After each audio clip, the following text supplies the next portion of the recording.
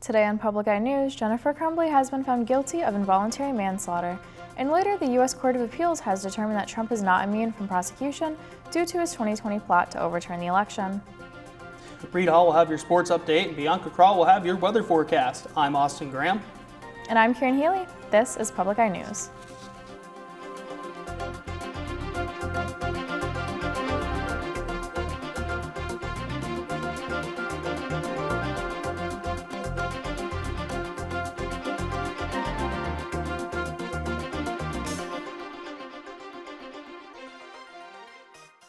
This afternoon, Jennifer Crumbly, the mother of Oxford school shooter Ethan Crumbly, has been found guilty of involuntary manslaughter. The jury reached the verdict in the second day of deliberations in the trial where Crumbly was charged for the crime that resulted in 4 deaths of high school students in 2021.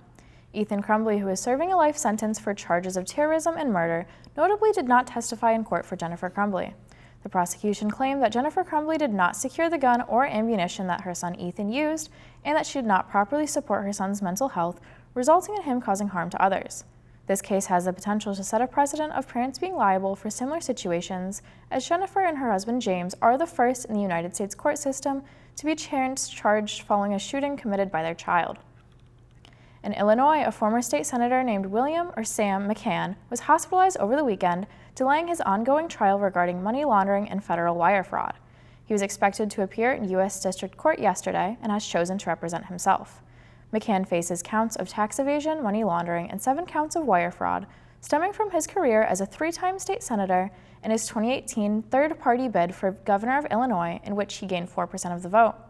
McCann's wife drove him to the hospital on Saturday, claiming he was ill and had fainted.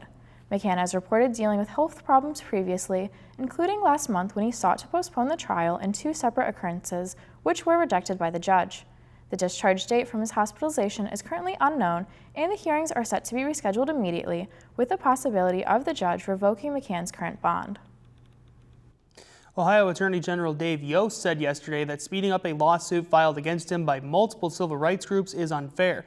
The lawsuit against Yost was filed by civil rights organizations such as the NAACP that are trying to place voter protection packages on the November ballot. In a court filing submitted to the Ohio Supreme Court, Yost claimed that the July 3rd cutoff for the Ohio voters' Bill of Rights to make the ballot in November is a false deadline. Ballot campaigns are often attempted in presidential elections to target certain voter groups or capitalize on high turnouts. The attempt to change election laws comes after Ohio's changes last year with tougher photo ID requirements and shortened time periods of returning ballots. And the Michigan Department of Natural Resources has announced that the Becoming an Outdoors Woman workshop in Marquette County this weekend has been canceled. The cancellation of the workshop is due to the current unusual temperatures the area is experiencing. A great amount of snow and ice would be needed for a majority of the activities to take place, such as snowshoeing and ice fishing. Within the next few days, event organizers will return registration checks to those who applied for the event. The next Becoming an Outdoors Woman workshop will be held from May 31st to June 2nd at the Bay Cliff Health Camp. To learn more about these workshops or to sign up, you can visit michigan.gov/BOW. And cannabis dispensaries in Minnesota may be undergoing a change in the licensing process sometime next week if approved by the state's legislature. Reporter Caroline Cummings has more. City leaders in Osseo are thinking about the future of legal cannabis sales by considering opening a dispensary of their own. It could be like totally changing for our community from that perspective. To take the financial burden in many ways of our city budget off the back of the taxpayer. The new law allows cities and counties to run retail cannabis stores subject to the same rules as private businesses. And officials here in Osseo want to have a plan ready to go so they can apply as soon as state applications open for licenses. Right now, there are 16 different licenses, from growing, manufacturing, and selling recreational cannabis to low-dose hemp THC products and medical cannabis. State regulators are still building out the new Office of Cannabis Management tasked with oversight, and they want sales to start by early next year. But officials already doing that work say the state legislature should consider some tweaks to the law in order to meet that timeline. Among the recommendations, issuing temporary or early business licenses as soon as this summer, if lawmakers approve. Jason Tarasek, an attorney in Minnesota specializing in cannabis law, thinks temporary licenses are a good idea. As you know, this is a plant that you need to grow. So the dispensaries aren't going to have anything to sell unless people start growing this stuff through a licensed process now. He says anyone who wants to cash in on cannabis should start laying the groundwork for those businesses now. It's a heavy lift. It is not for the faint of heart. Caroline Cummings, WCCO News. Now don't touch that dial. We'll be right back with your weather and your national news after this break. I'm Lisa Steele, author, blogger, and fifth-generation chicken keeper. I live in rural Maine with my husband, flock of chickens, ducks, and geese, Winston the corgi, and Linus the indoor-outdoor barn cat. We moved to Maine for the peace and serenity. We wanted a simpler life and to step back in time where there are still corner stores and your neighbors still know your name. Today at 4:30. Welcome back to Public Eye News. I'm Bianca Curl, and here's our weather forecast today. Looking at the roof cam here on campus, obviously the snow is melting a lot here, and we are looking at some warmer temperatures coming up. And looking at the map of the UP here, in Houghton it is 47 and cloudy, in Ironwood 48 and partly cloudy, in Iron Mountain 44 and partly cloudy, and Menominee 30 and cloudy. And moving to the other side of the UP over here, in Escanaba, it is 35 and cloudy. In Manistique, 35 and cloudy. In Sault Ste. Marie, 34 and cloudy. And in Marquette, here, it is 46 and partly cloudy. And looking at the current conditions, the winds are south-southwest, 12 miles per hour, with a barometric pressure of 30.10 inches and falling.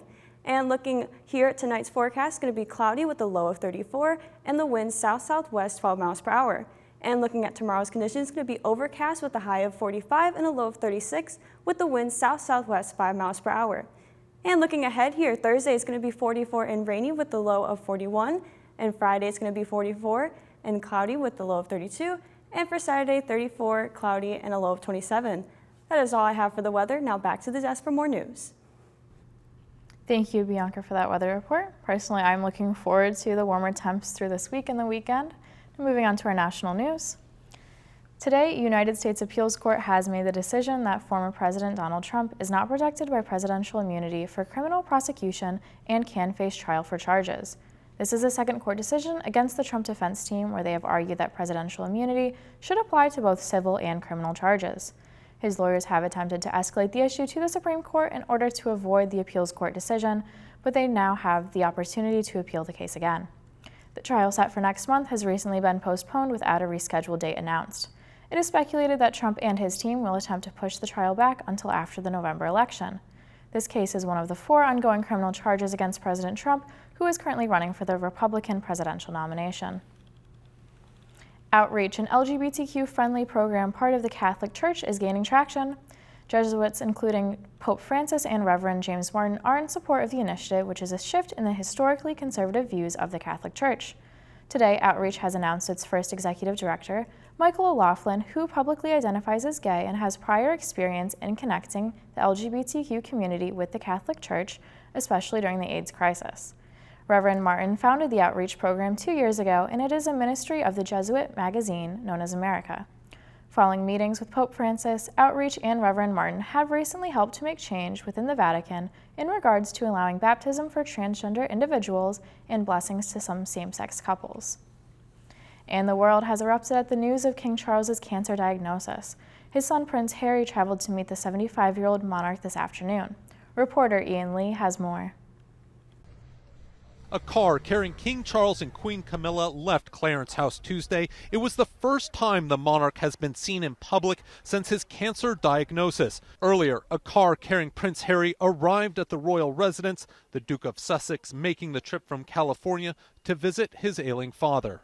This is the first real time he's spent any meaningful face-to-face time with his father in 18 months. The health revelation came just a week after King Charles left the hospital following treatment for a benign enlarged prostate. It was then that doctors discovered what Buckingham Palace describes as a separate issue of concern. The palace said in a statement, the 75-year-old monarch's doctors have advised him to postpone public events, but that he will continue with his official duties. This will be something he's not used to. I think he will be stoic about it. I think he will do what the doctors are asking him to do. Many here in London are hoping the King's cancer battle leads to a reconciliation between the Duke of Sussex and the royal family. This whole family feud thing seems a bit silly in my opinion, as you'll make up, and hopefully this brings them together a little bit more. He's got to come back to see his father, hasn't he? I mean, it's the right thing to do. Prince Harry is no longer a working royal, so he's not expected to take up royal duties. The public face of the monarchy falls to the heir to the throne, Prince William, returning to full-time duty himself after caring for his wife, the Princess of Wales, after she underwent abdominal surgery last month. Ian Lee, CBS News, London. After this break, Reed Hall is going to have a sports update you won't want to miss. Stay tuned. Meet 6 extraordinary women who forged their own answers to a profound question. As a Black woman, how does it feel to be free? Lena Horne, Abby Lincoln. They blaze such a trail. Nina Simone. Voice of the civil rights movement. Cicely Tyson. Accepted for her talent alone. Diane Carroll. We're at a new crossroad. Pam Grier. First female action hero in American film. Look for How It Feels to Be Free. We'll see what happens here. On American Masters. Tonight at 9 on WNMU-TV. Welcome back. I'm Reed Hall here to take you through our sports rundown. Kicking things off with football, we are now less than a week away from the Super Bowl between the Kansas City Chiefs and San Francisco 49ers. With the big game inching closer, it seems as though the spotlight has begun to shift towards the officiating crew. After another season of below-average officiating around the league, many fans are hopeful this game won't be decided by the whistle. The NFL has tagged Bill Vinovich as referee, putting him in charge of the whole officiating crew. Vinovich last refereed Super Bowl 54, which is also the last time these two teams met, with Mahomes and the Chiefs coming away victorious. Of course, this comes with some scrutiny, as Vinovich was also the referee of the notorious 2019 NFC Championship game that saw the Rams beat the Saints after a no call on a blatant defensive pass interference.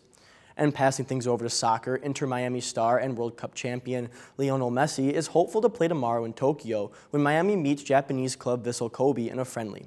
This comes after a public relations disaster Sunday in which Hong Kong fans were outraged and demanded refunds after Messi sat the bench all game. Messi, who missed the game due to a groin injury, tried to explain to fans that it was impossible for him to play on his injury. However, fans had none of this, suggesting Messi could have just trotted for a few minutes instead. Messi and Inter Miami's global campaign has so far been a disappointment, as they have won just once and have been outscored 12 goals to 7. And bouncing things over to basketball, with big news out of the NBA MVP race, Joel Embiid, considered the MVP frontrunner, underwent surgery today on his lateral meniscus in his left knee after suffering an injury last week against the Golden State Warriors. While there is no timetable for Embiid's return, it's speculated he could miss several weeks to the rest of the season.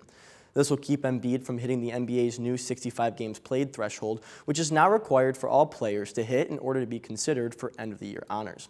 With Embiid being disqualified from the MVP race, this leaves the door open for the new MVP frontrunner Nikola Jokic. Jokic is currently averaging over 26 points per game, 12.2 rebounds, and 9 assists.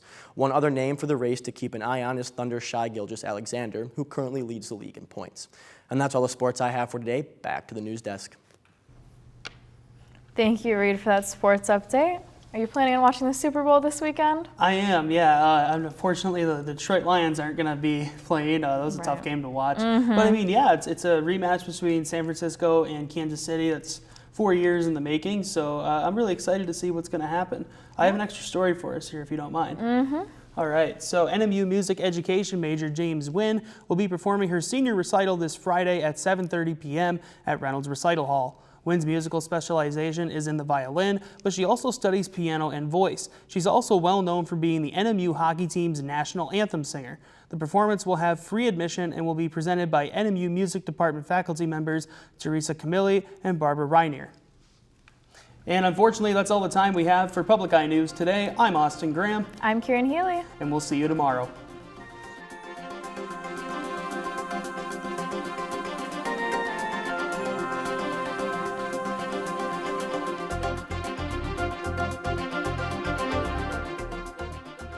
The preceding program was produced by WNMU-TV, Northern Michigan University Public Television, in studios located in Elizabeth and Edgar Hardin Hall. Thanks for watching Public Eye News. You can subscribe to our YouTube, tune in to WNMU Channel 13 every weekday at 4, or follow our Instagram at NMU Penn to never miss a story.